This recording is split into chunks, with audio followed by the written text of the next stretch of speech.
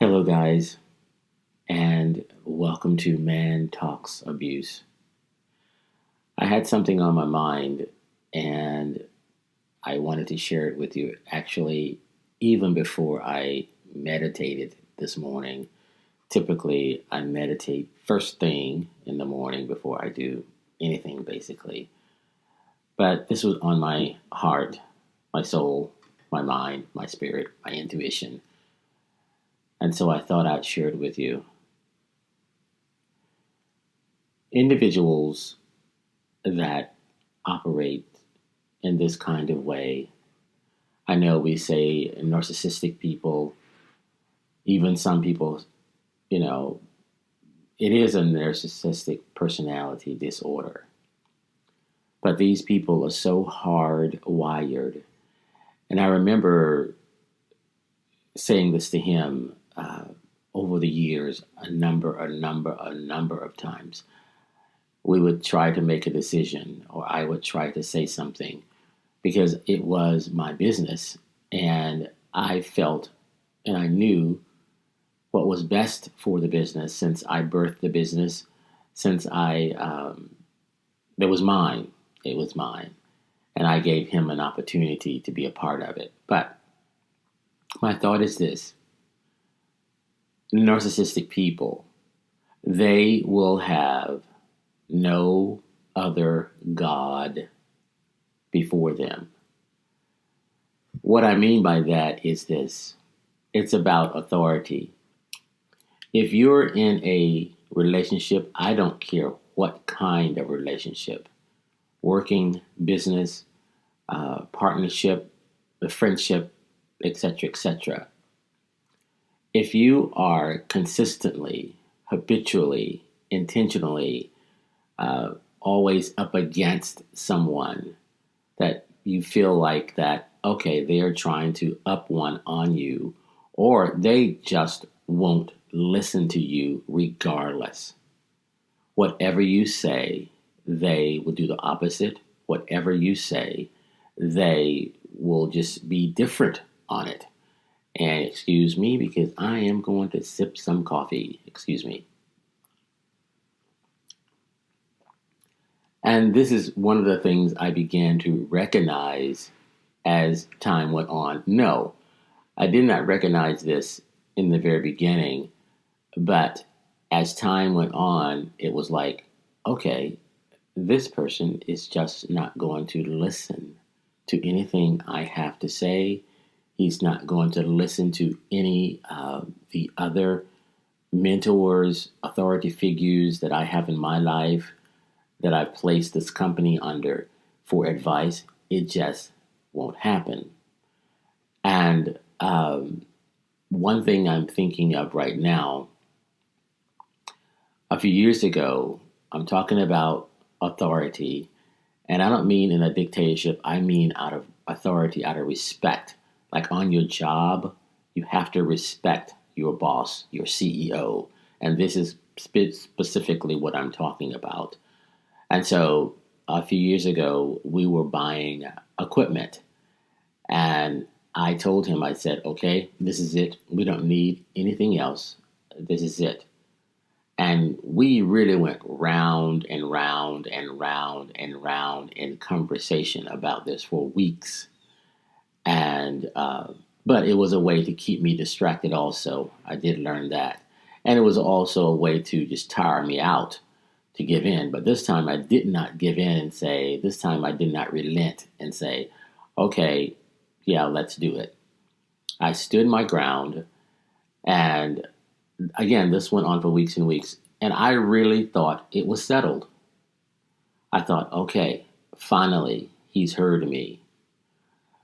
Fast forward to maybe a week or two later, I notice him bringing something out of the van, our company van. And I said, oh, what is that? He said, well, I went ahead and purchased this item and I paid for it myself. That's right. And something just went all through me. Now, some of you are probably saying, well, great, he purchased it from his own money. You have to you have to understand these types of people, they will go to extreme to have their way and to make you feel like you're less than and to make you feel like you have no power. So he told me I purchased this with my own money, and it was like a dagger going through my heart. No, it did not hurt me, but I saw clearly that, okay. And I remember saying to him, I said, oh, I didn't get mad. I didn't get upset. I was quite sober. And I said, oh, this changes things. This changes things. And I walked away. And it was at that point I realized, all right, this person will have no other God above him, and he will have no other authority, CEO, whatever, above him. He is going to have his way at all cost. And that was the beginning of me like saying, okay, this person is really ill and really sick. But not only ill and sick, I want to be very clear. When someone operates this way, and again, I'm trying to very hard to separate the person from what's housed in a person. And I think you guys get this. Some people, what's housed in some people is compassion, empathy, love, care, gentleness, joy. These things were not housed in this person. What was and still is, I believe, I don't know, I haven't seen him, but what I believe that's housed, what I know that's housed in this person, because I've seen it for over 20 something years, it's a arrogance, a stubbornness. It's a look you eyeball to eyeball in the eye and say, I don't want to say the word, but screw you, basically. I am going to get my way. I'm going to have my way. And nothing and no one is going to stop me. And I did say nothing and no one will stop me. When someone is driven by this day in, day out, guys, there's something else going on. That person is not, he's not operating, or she isn't operating from a good soul, from a good spirit, from a good intuition. And so just be aware when you start running into people, and perhaps you may be in a relationship right now, that the lights are beginning to turn on for you and say, wait a minute, this person just won't have any CEO, any God, any authority above him or her. They are hell bent on having their way at all cost, and let the chips fall where they will. And so I close by saying this. Hey, if you're dealing with this, going through this, know that there's joy on the other side.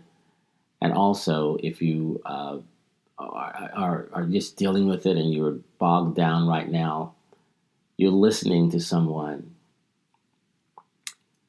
that stayed in this particular relationship for over 20 something years. It was more like 25, 26 years. But as I began to study, get quiet, meditate, pray, listen to therapists, go to therapists, I began to see the light. So know that I love you. I'm going to encourage you to subscribe. I'm also going to encourage you to like and spread this word, because it is very clear to me that we are living in a narcissistic universe right now. And I believe this country, we're running overload on narcissistic personality disorders. So take care of yourselves and know that I truly, truly love you.